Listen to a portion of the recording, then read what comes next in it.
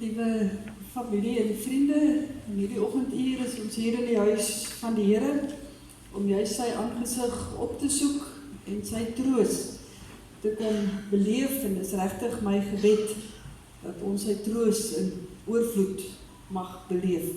Vir elkeen van julle 3 kinders, en as ek nou met die 3 kinders praat, dan sluit ek nou outomaties julle huise daarby in. So vergewe my as ek nie elke keer almal se name noem nie, maar ook dan vir julle as kleinkinders. Ek het lank en hard gedink wat ek hier voor die tyd wil sê, maar ek dink dit wat ek wil sê, gaan ek in die boodskap self sê, maar wees verseker van ons gebede, ons gemeente se gebede, en mag julle net ervaar hoe ons liefde julle ook bly dra elke oomblik vorentoe.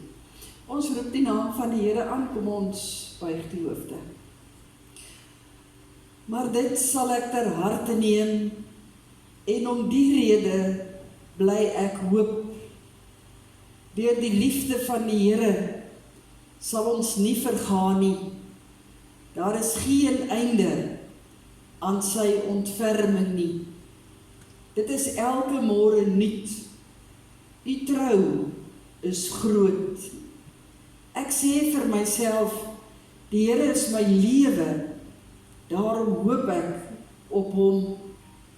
Die Here is goed, vir wie op hom bly hoop, vir die mens wat na sy wil vra. Dit is goed om geduldig te wag op die hulp van die Here.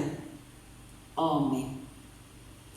Geliefdes, genade en vrede van God ons Vader, die Heerser oor lewe en sterwe.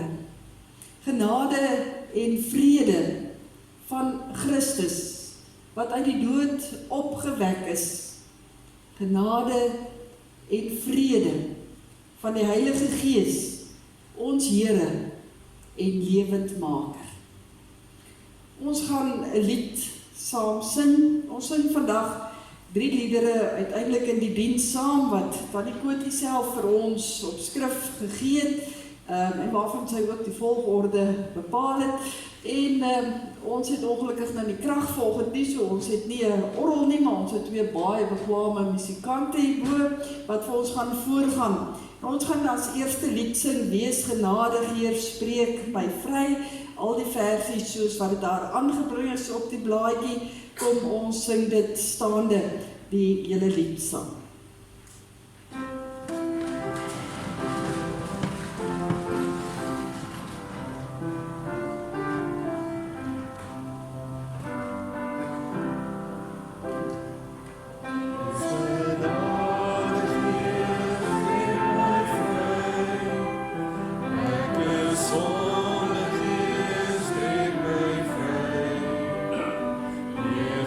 Vergeef my, spreek my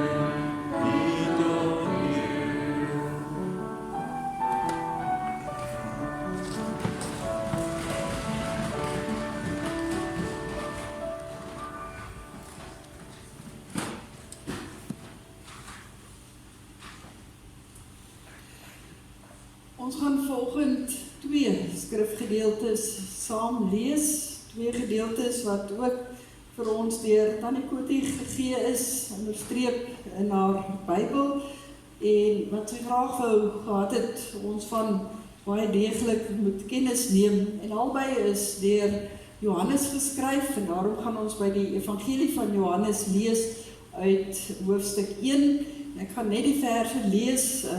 Die verse sê eintlik alles, soos wat het aangebring is ook op ons programmetjie, vers 12 en 13, en dan gaan ons ook blaai na die eerste brief van Johannes, hoofstuk 5, waar ons ook vers 12 en 13 gaan saam lees. So as jy 'n Bybel het en wil volg, of op die selfoon, kan jy daar loer Johannes 1 en 1 Johannes 5, maar voordat ons lees, kom ons vra ook net dat die Here vir ons die vermoë sal gee om ook in te neem in hierdie oggenduur wat hy ook deur sy woord met ons wil deel. Ons bid saam. Onse Hemelse Vader, ons laat in hierdie oomblikke die stilte neerdal in hierdie kerkgebou. Maar soos wat die stilte neerdal hier in u woning, wil ons ook graag hê dat daar 'n paar oomblikke van stilte ook in ons gemoedere sal neerdal. En u weet dat dit veral vir die familie wat hier in die middel voorsit baie moeilik is. Want daar is soveel wat deur hulle gemoedere, maar ook elke ander persoon hier in u huis, soveel deur ons gedagtes ook gaan.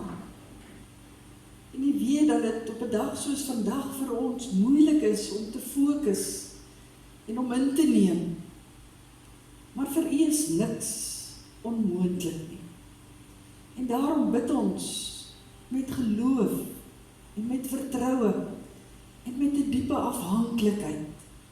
En roep ons u aan en vra asseblief, Here, wil u verby ons gedagtes in hierdie oomblikke met ons besig wees, sodat ons regtig u woord sal hoor, die evangelie, soos u dit vir ons gegee het, soos u dit lewend gemaak het, deur u Seun, Jesus Christus, hier waar ons ook in die tyd van ons kerkjaar is, waar ons so in die besonder ook daaraan dink, hoe u Seun na hierdie wêreld gestuur het, om vir ons te sterwe, maar ook om vir ons op te staan.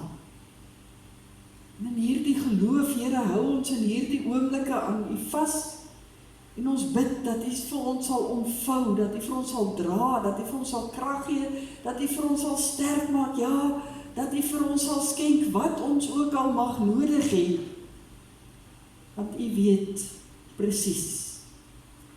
Daarom bid ons dat u woord lewend onder ons sal word, vaardig sal word in ons lewens, en dat ons daaruit kan put in die dae wat vorentoe ook wag. Dae wat ons weet baie verskillende dinge vir ons gaan inhou. Dae van hartseer en verlange. Ja, Here, u ken ons en u weet.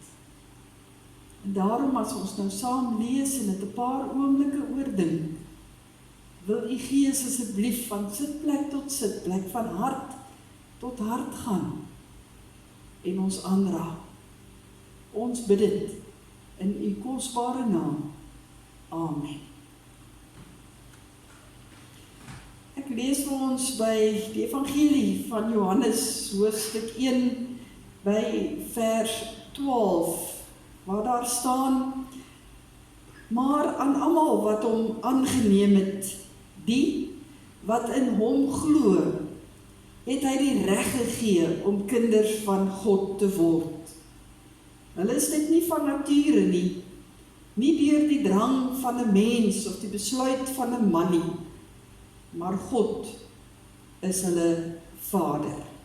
Net hierdie 2 verse, veral dan die eerste verse, is ons baie bekend, dat ons die reg het om kinders van God genoem te word. En dan in Johannes se eerste brief, 1 Johannes 5, lees ons ook vers 12 en 13.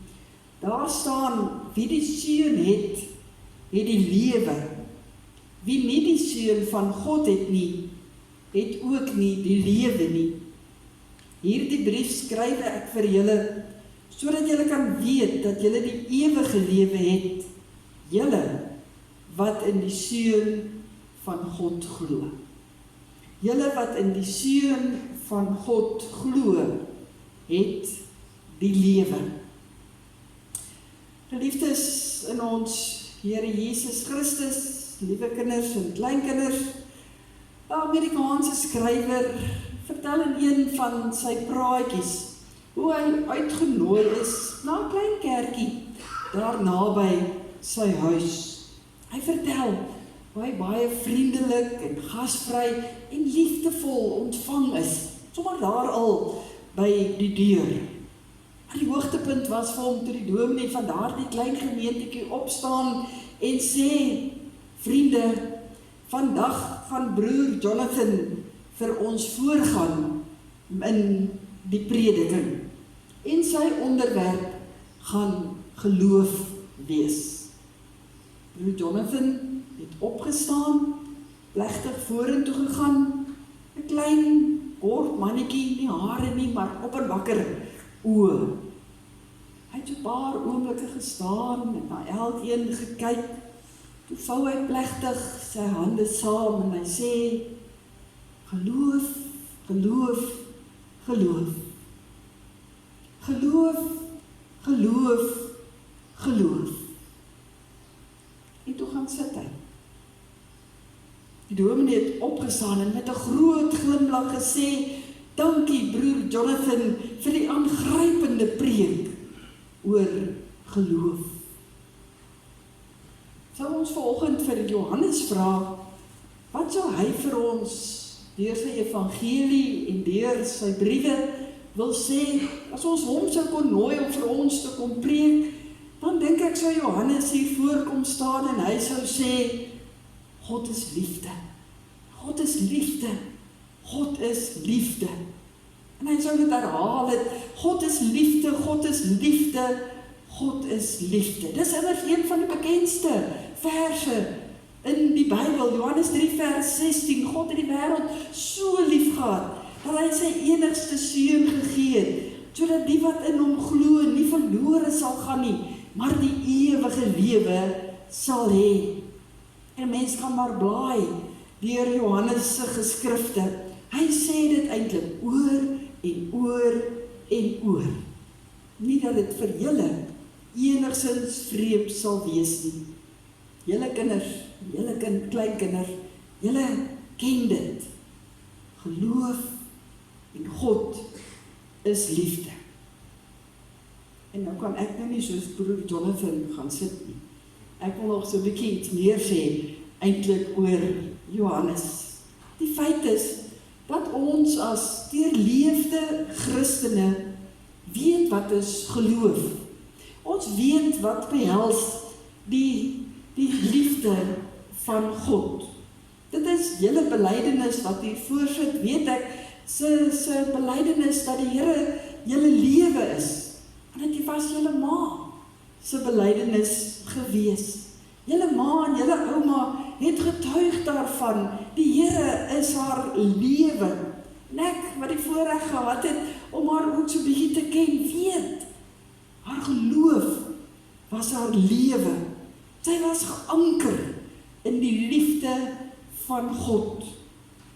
Ek hoor haar stem echo in die woorde waarmee ons vanoggend die Here aangeroep het, Jeremia se woorde, daar in Klaagliedere 3, ek sê vir myself, die Here is my lewe, daarom hoop ek op hom.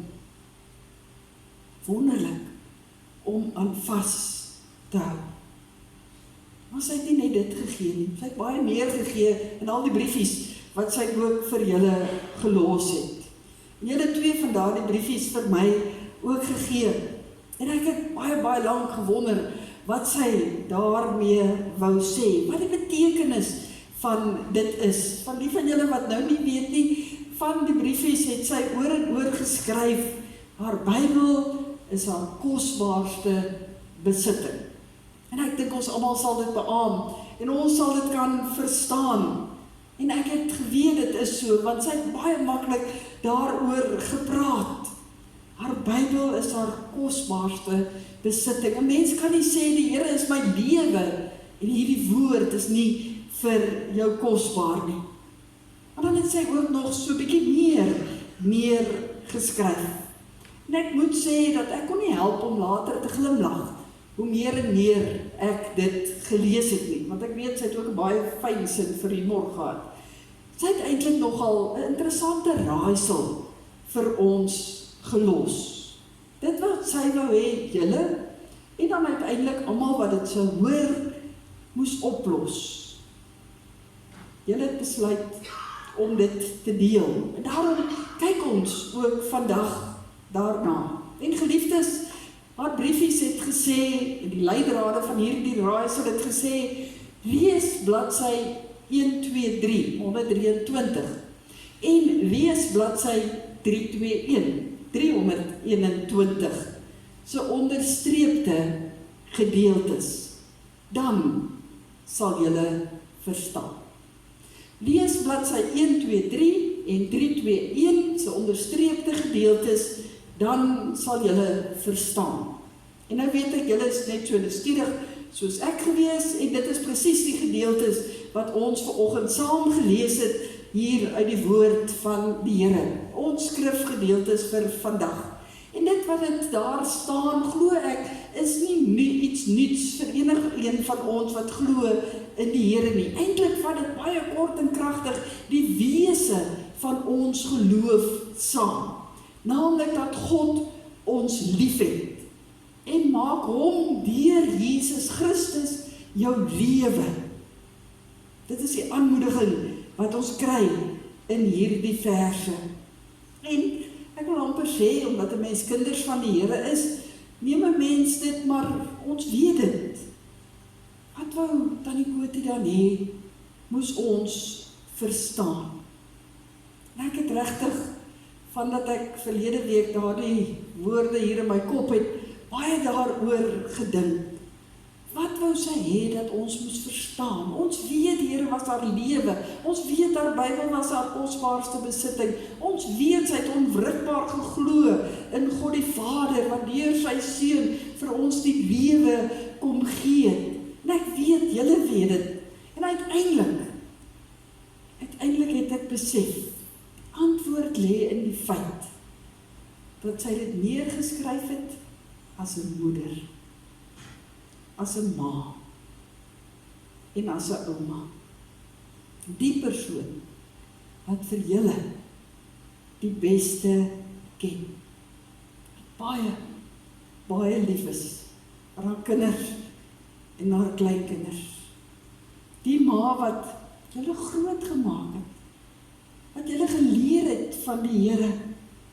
Hoe mens kan lief wees vir die Here, wat geleef het, 'n baie innige verhouding met die Here, wat die geloof geleef het, sodat julle dit so as kinders by haar kon sien, dat julle dit naderhand julle eie gemaak het, dat dit ook deel geword het van julle lewe.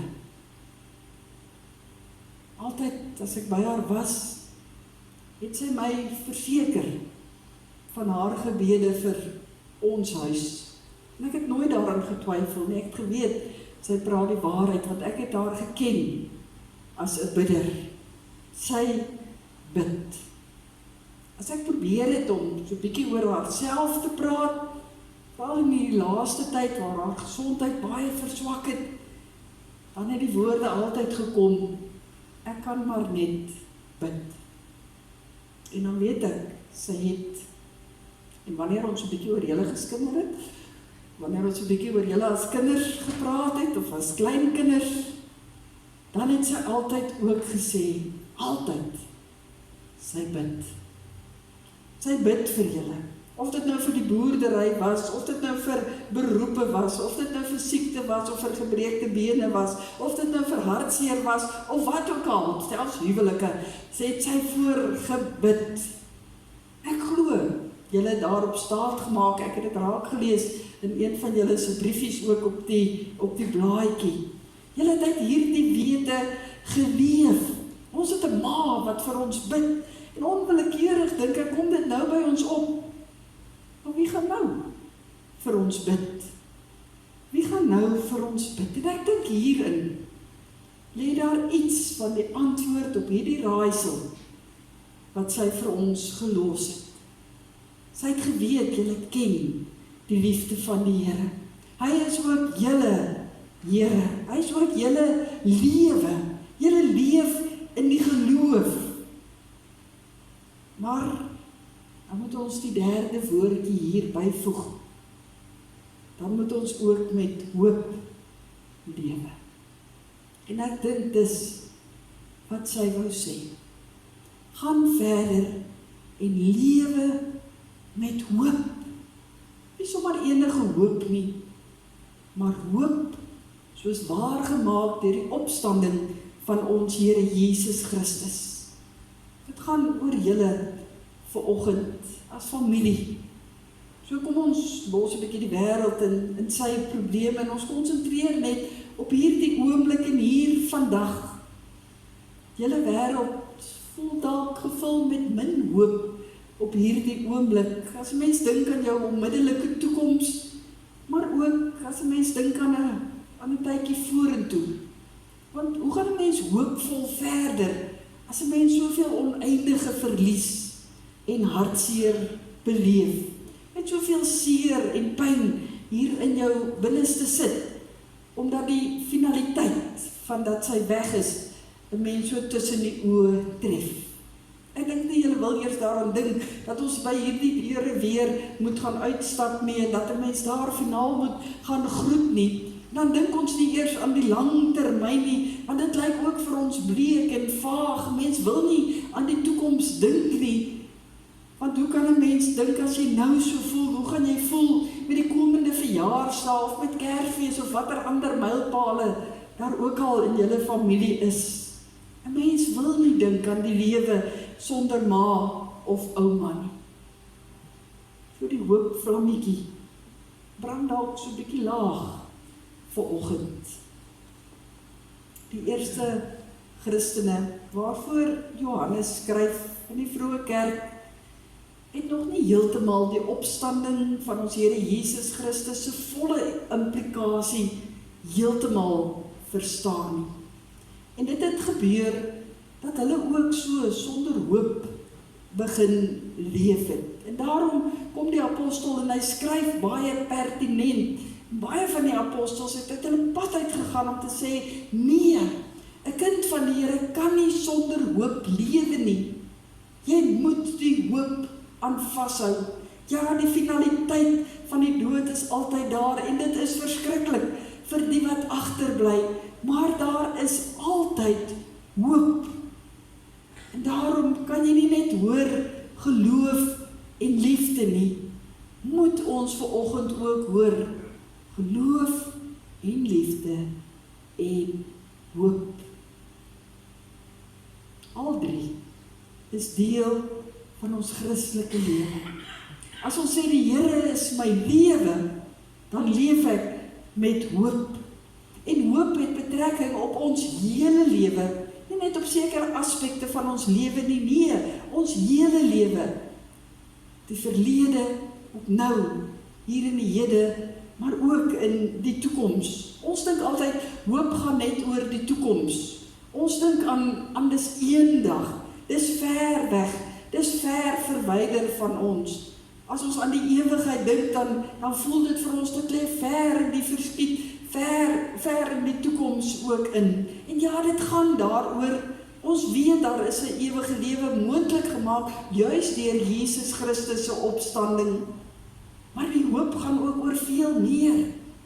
Die hoop gaan ook oor die verlede, en die hoop gaan ook oor die hede, oor die nou. Oor die verlede Dis juist wat Johannes hier vir ons kom skryf. Dink terug aan wat Jesus kom doen het hier op aarde. Net in die volgende vers in Johannes 1 vers 14 spel hy dit vir ons uit. Die woord het mens geword en onder ons kom woon. Ons het sy heerlikheid gesien, die heerlikheid wat hy as die enigste seun van die Vader het, vol genade en waarheid. In sy brief skryf Johannes dit vir ons wat ons saam gelees het. Hierdie brief skrywe ek vir julle, sê hy, sodat julle kan weet dat julle die ewige lewe het, julle wat in die Seun van God glo, hy wat in die verlede, eeue terug gekom het. Verlede kom deur die Seun van God in hierdie hede in op hierdie oomblik waar ons vashou in die geloof na die toekoms waar ons weet daar is 'n ewige lewe. Oor die verlede en die toekoms glo ek het ons geen twyfel nie. Ons glo dit absoluut, dit wat Jesus vir ons kom doen het en dit wat hy vir ons moontlik gemaak het. Maar nou, hier in die hede is die lewe moeilik. Is dit swaar. Maar juis hier nou wil dit wat in die verlede gebeur het en dit wat in die toekoms wag vir ons kom troos. Wil dit vir ons hier in ons wese kom aanraak. Die feit dat Jesus vir ons gekruisig het en opgestaan het. 'n deel is van ons geloof wat ons bely, wat ons lewe, moet ons nou hier in die hede met hoop laat lewe. Vandag en elke dag vorentoe. Totdat ons getroos kan lewe in die teenwoordigheid van die Here. Wat altyd in die verlede, in die hede en die toekoms by ons is. Hy wat nou by magte is om julle te versorg na wat julle ook al mag nodig het. Soos net hy dit kan doen. Dit is wonderlik al hierdie geliefdes rondom julle wat ook daar is om 'n drukkie te gee, troostwoorde te gee. Maar uiteindelik word mense hartseer door verlange getemper in die wete dat die Here nie net die Here van die verlede is wat gekom het nie, maar wat ook elke dag in ons lewe kom en wat ons die troos gee dat daar die ewige lewe waarna julle ma en ouma so uitgesien het, daaraan deel sy nou. En dis nog deel van ons troos. So ja, treur. Die Bybel sê nêrens vir ons, die Here sê nooit vir ons, mense met hoop, mense met geloof, treur nie. Dit sou 'n totaal verkeerde afleiding wees. Jesus het dan by die graf van Lazarus gehuil en getreur. Maar daar is treur en treur. Daar is om te treur met hoop. Met hoop dat in hierdie swaar kry, in hierdie geweldige verlies, is die Here ook by my. In hierdie verskriklike gemis wat ons nou reeds ervaar, is die Here by my. Elke oomblik. Al gaan julle op hierdie stadium deur julle deel van Getsemane, die Here is by julle. Al voel dit partyde of mense soos 'n Job op die asoopval gaan sit, God is ook daar. Dit beloof die Here vir ons. Daarom sê Paulus ook vir ons in Romeine 12 vers 15, laat ons treur wanneer ons moet treur. Een van die saligsprekinge het Jesus self vir ons gesê, geseënd is die wat treur, want hulle sal vertroos word. Eintlik 'n wonderlike belofte wat self hier uit Jesus se woorde op sy mond uitkom. En daarom ja, ons treur. Maar soos mense wat hoop het. Daar is 'n ander skrywer wat 'n boek geskryf het na die dood van sy seun.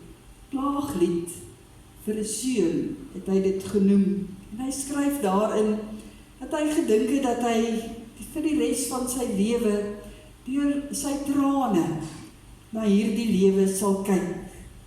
Miskien sal ek dan dinge sien, het hy geskryf, wat ek met droë oë nie van tevore in my lewe kon sien nie.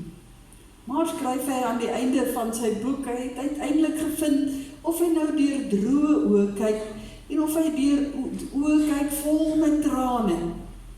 Hy kon altyd vir Jesus sien. En ek dink, dit is een van die dinge wat aan die Kotie, maar veral die Here ons vandag aan wou herinner. Ons hoef nie te treur soos mense sonder hoop nie. As ons sê dat die Here ons lewe is, dan het ons vir hom aan vas te hou. En wie is hierdie God in hierdie omstandighede? Hierdie God is liefde. Wat het ek om aan vas te hou? My geloof wat ek by 'n moeder gesien het. Wat gaan my laat aangaan? Wat gaan my laat bly sê die Here is my lewe? Hoop. Hoop op die lewende Here. Dis met hierdie vaste verwagting dat ons uiteindelik hier kan uitgaan. Dat ons uiteindelik met die lewe kan aangaan. Met die belydenis op ons lippe, die Here is ons hoop. Hy wat was, hy wat is en hy wat weer kom. Ons kan verseker wees daarvan. Ons hoef nie 'n oomblik daaraan te twyfel nie. Mag ons al die genade ontvang en die geloof daarin te bly vashou. Ons bid saam. Onse Hemelse Vader, baie dankie vir die kosbaarheid van u woord.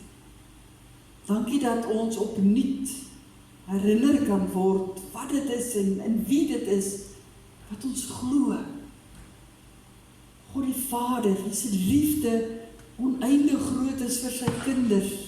Ons Here Jesus Christus wat u na hierdie wêreld toe gestuur het vir elke sondaar mens, maar uiteindelik ook laat opstaan het, sodat ons as mense met hoop kan lewe, nie net op 'n ewige lewe nie, maar ook op 'n daaglikse, elke dag se lewe, in die wete dat die Here by ons is, dat ons daarom kan sê, die Here is my lewe, daarin hou ons vas. Dankie Here, dat dit ons troos kan wees, as ons hier uit mekaar gaan, dat ons net aan die anker, aan die middelpunt, aan dit wat ons absoluut glo kan vashou. En dan het ons eintlik alles. Ek kom bid, Here, vir hulle wat hier voor sit. Ek kom bid vir Andrei, vir Madeleine, vir Charlotte, saam met hulle huise, hulle wat elkeen op hulle eie manier ook treur. Dankie dat u hulle ken. Dankie dat hulle vir u ken. En in die geloof van u vashou. En dan ook verder in hierdie lewe, die genade hand elke oomblik sal beleef. So ook vir die kleinkinders. Ek wil bid vir Tannie Dore as 'n suster. Sy al een is van hulle kringetjie wat ook nou oorgebly het. Hou asseblief vir haar ook styf vas en dra vir haar. En dan ook die breër familie, die neefs en die niggies. Ag Here, u ken elkeen. Maar almal van ons wat vanoggend hier saam is, dankie Here dat u vir ons herinner. Ons kan lewe met hoop. Ons hou daarin vas. Ons gaan hier uit.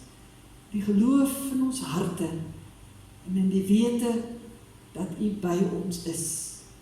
Amen. Ons gaan nog 'n lied sing, die aangrypende lied van Koos Du Plessis, soos hy daar op die blaadjie aangebring is, laat my nooit die grond verlaat nie.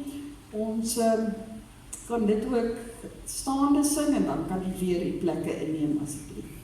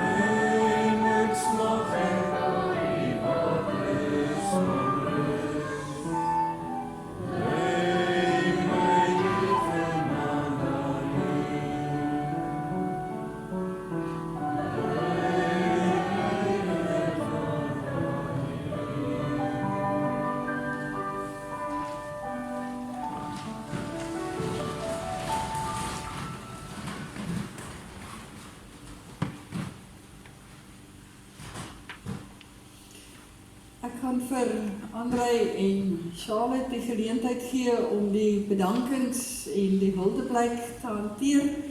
André, ek dink jy is eerste aan die woord. Vriende en familie, vergun my net die geleentheid om 'n paar bedankings te doen.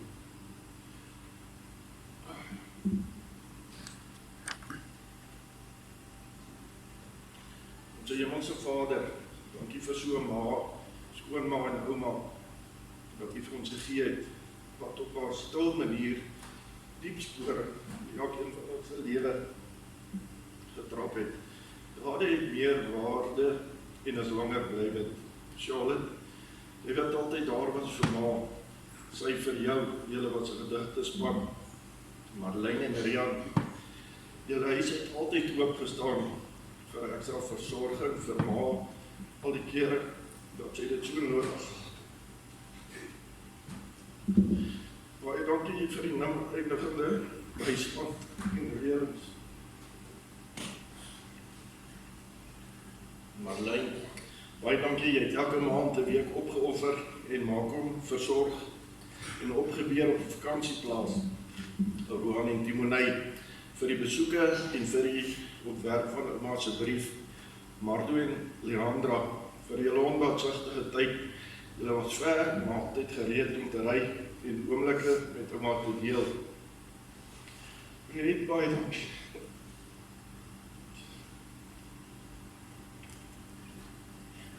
Jy het by my gestaan, saam gebid, hier by ma se hospitaalbed spandeer en nou laat glimlag toe jy vir haar op die laaste nog geworsond nog gesond wou gee. Maar nee, baie dankie dat jy sterk gestaan het, so gereeld by ouma in die hospitaal gaan kuier het, dat jy haar eerste gestel het en haar nog steeds gaan groet het toe dit baie sleg gegaan het. Sander, baie dankie dat jy na die boerdery gekyk het as ek vinnig en onbepland moes ry. Wanneer jy later by ouma aangesluit het, het haar gesig altyd opgehelder as sy jou sien. Hierdie is seker van die moeilikste dinge om te doen, is om te gegroet. Tot ziens te sê.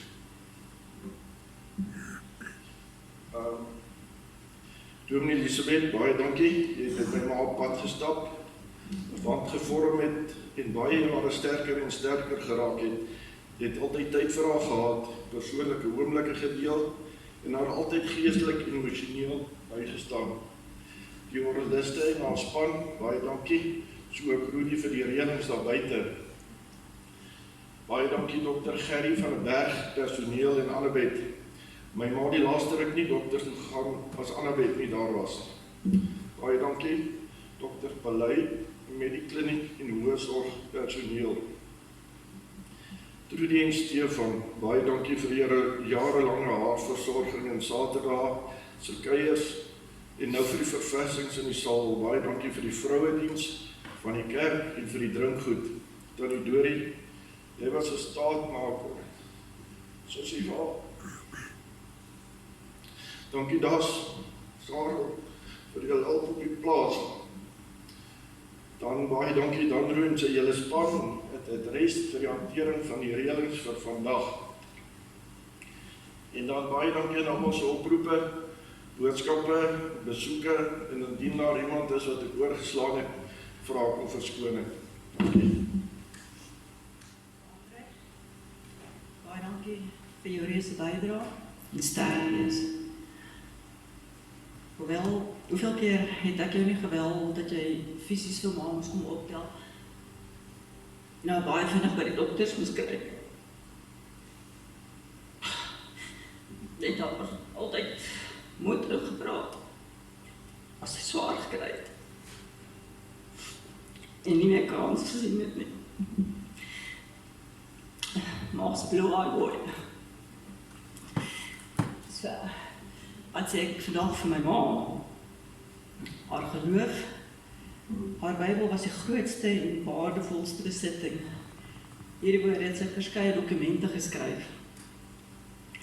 Sy het 2 Bybels gehad, die een groot en die ander een kleiner gedruk, van die ooit nie altyd gehou nie.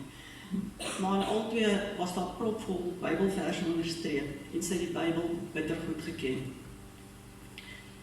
Die laaste ruk kon sy nie meer kerk toe gaan nie, maar sy het elke Sondag na die diens geluister en dan maak sy aantekeninge in 'n boek en sy het boeke en boeke vol geskryf. So laterand was dit net 'n woord op 'n stukkie papier, maar nou het sy daai stukkies papier op sulke plekke geplaas dat ons dit nie kan mis nie. So ons sal dit lees. As sy ons moet in praat en probeer het om ons probleme vir ons op te los, het sy altyd net gesê, ek gaan bid. En dat woord aan ons was, ek bid vir julle op julle naam.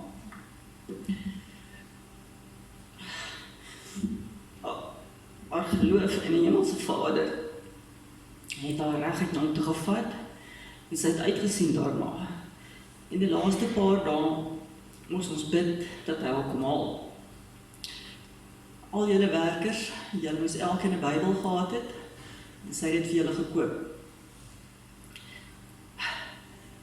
So, my ma was 'n vegtertjie geweest. Sy was baie siek. En verskeie kere in die hospitaal, maar sy het nooit gekla nie. As sy veral het gegaan, het sy altyd gesê, ek gaan aan. Sy was 'n stil mens met min woorde. Haar dade het harder gepraat as haar woorde en sy het geglo dade is meer werd. Soos sy ander mense se probleme opgelos het, het sy haarself tweede gestel. Ma het vir pa haar kinders en kleinkinders op 'n podium geplaas. Sy het vir ons geleef. Ons was haar groot liefde. So stil soos 'n landmyn. Maar as jy pa kinders getrap het, het jy die verkeerde kant van haar gesien. Sy het haarself te nagekom om ons te bevoordeel en sy het die onmoontlike vir ons doen. Selfs met die laaste dae in die hospitaal, sy net altyd haar oë oopgemaak. Kyk sy vir ons, dan sê sy vir ons, het is etenstyd, julle moet gaan eet. Of in die aande, julle is moeg, gaan slaap, kom môre weer.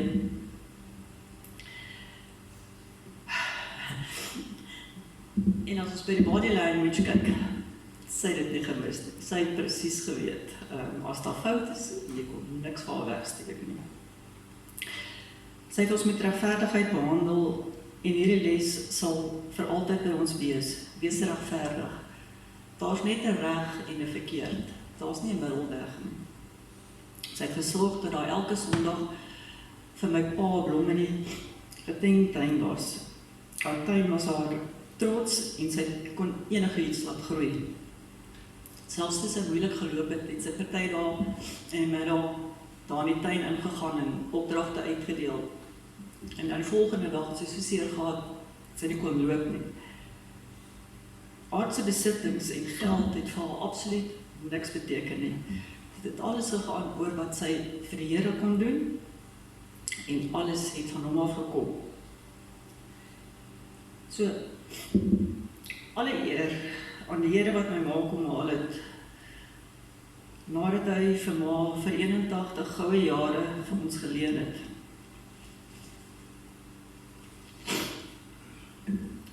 Jare wat te vinnig verbygegaan het, maar ek sien haar nog steeds elke oggend in haar rose, in die tuin, die voëls en in die wolke. So vandag is ma se dag.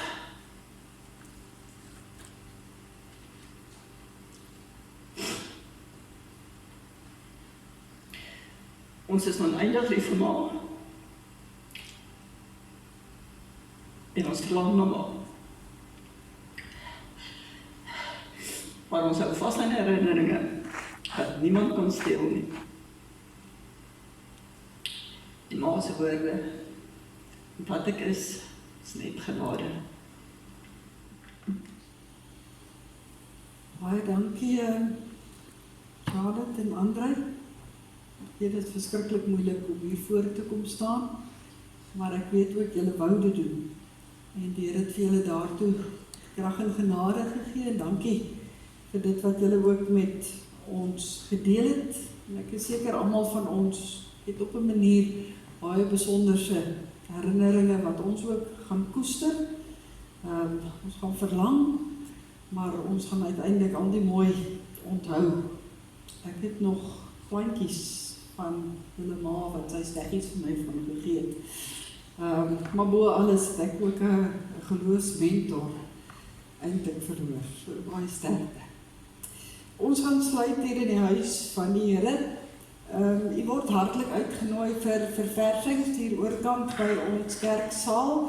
Nadat ons klaar is by ons gedenktuin, ons gaan, as ons hier die seën van die Here ontvang het, vir die familiegeleentheid gee om na die gedenktuin te beweeg.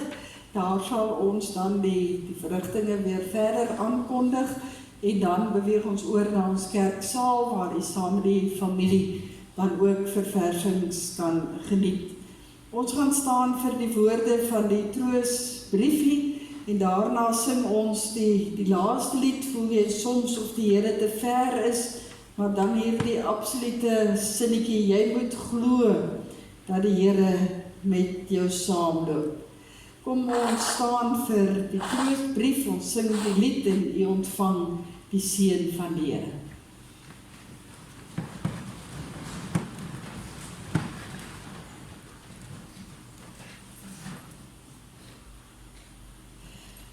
Ons ma, hoe selde gebeur dit tog in die lewe, dat wanneer ons suksesse tel, en ons onsself op die skouer klop, ons dan ook dink aan die vrou, wat dit alles begin het.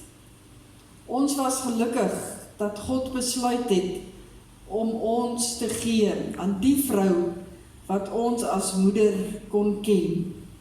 Want dit was sy wat ons gewys het, hoe om bedagsaam te wees, hoe om lief te hê, hoe om sensitief te wees, en hoe om vry te wees. Goed, ek dink die meeste van die ken daarom ook die lied, so elke tweede reeltjie, en dan die koor, en dan weer elke tweede reeltjie.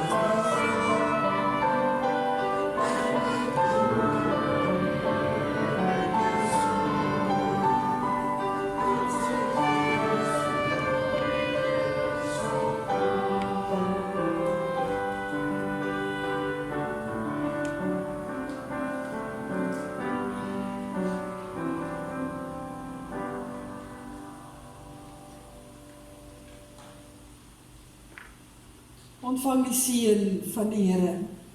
God die Vader sal ons altyd lief hê.